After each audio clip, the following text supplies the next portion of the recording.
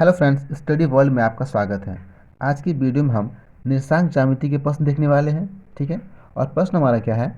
प्रश्न है मूल बिंदु से बिंदु P जिसका निर्देशांक है 3,4 की बीच की दूरी ज्ञात कीजिए। ठीक है। देखिए, हम लोगों ने दो बिंदुओं के बीच की दूरी ज्ञात की है। ठीक है। तो उसमें क्या होता है, उसमें हमारा दोनों जो बिंदु है उसका निर्देशांक दे दिया गया होता है। यानी कि x1 y1 और x2 y2 दोनों बिंदुओं का निर्देशांक दे दिया गया होता है। तो हम क्या करते हैं, इन सब का मान इस सूत्र में रख के हम दोनों बिंदुओं के बीच की दूरी निकाल लेते हैं। इसमें क्या है, इसमें केवल एक बिंदु का निर्देशांक दे दिया गया है और दूसरा जो बिंदु है वो हमारा मूल बिंदु है। तो मूल बिंदु का निर्देशांक क्या होता है हमें पता नहीं है। तो इसके लिए देखिए, यहाँ पे हम क्या करेंगे, पहले ग्राफ देखेंगे। ये हमारा ग्राफ है। ठीक है। इसमें जो हमारा ये ओ बिंदु है ये हमारा मूल बिंदु है। ठीक है। और यहाँ पे पी बिंदु है, इसका निर्देशांक क्या है, 3,4। ठीक है। यानी कि x बराबर 3 है और y बराबर 4। तो ये हमारा x अक्ष है और ये हमारा y अक्ष है। ठीक है। तो x बराबर 3 है तो यहाँ से 1 2 3। ठीक है। और y बराबर 4 है तो यहाँ से 1 2 3 4। तो ये जो कटान बिंदु है इन दोनों का, यही हमारा बिंदु P है 3,4। ठीक है।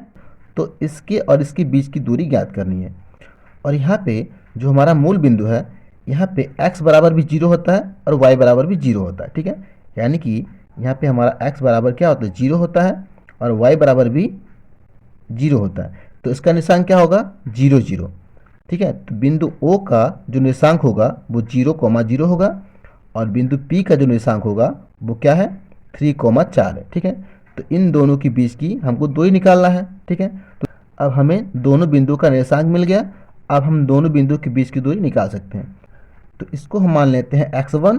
ठीक है। ये y1 और इसको मानते हैं x2 और ये y2। दोनों में से किसी को हम x1 y1 मान सकते हैं। ठीक है। अब इसको हम हल करेंगे। देखिए यहाँ पे, अब हम यहाँ पे दोनों बिंदुओं का मान रख लेंगे यहाँ पे। ठीक है। तो x1 y1 क्या हमारा मूल बिंदु है, तो x1 बराबर 0 है और y1 बराबर भी 0 है। ठीक है। ये हमारा मूल बिंदु है। अब बिंदु P का निर्देशांक कितना है, ये हमारा है x2 बराबर 3 और y2 बराबर 4 है। ठीक है। अब इन सब का मान इसमें रख के हम दोनों के बीच की दूरी निकालेंगे। देखिए यहाँ पे ये हमारा d बराबर करनी में x2 का मान कितना है, x2 बराबर में 3। तो 3 माइनस x1 0 है तो 0 दोनों का होल स्क्वायर प्लस y2 का मान कितना है, 4 माइनस y1 का 0 0 दोनों का होल स्क्वायर। ठीक है। अब इसको हल करेंगे। देखिए यहाँ पे, अब 3 में से 0 जाएगा तो कितना होगा, 3 ही होगा। तो 3 का स्क्वायर ये करनी में रहेगा, ये प्लस और 4 में से जाएगा 0 तो कितना होगा, 4 ही होगा। तो 4 का स्क्वायर। ठीक है। अब 3 का स्क्वायर कितना होता है, 9 प्लस 4 का स्क्वायर 16। अब इन दोनों को जोड़ेंगे तो कितना होगा, 16 और 9 25। ठीक है, करनी में।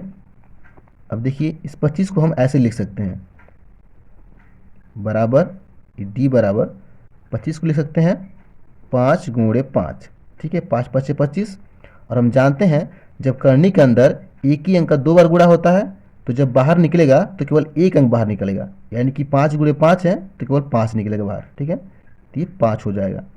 यानी कि दोनों के बीच की दूरी क्या है, 5 इकाई। ठीक है। मूल बिंदु से बिंदु P के बीच की दूरी कितना है, 5 इकाई है।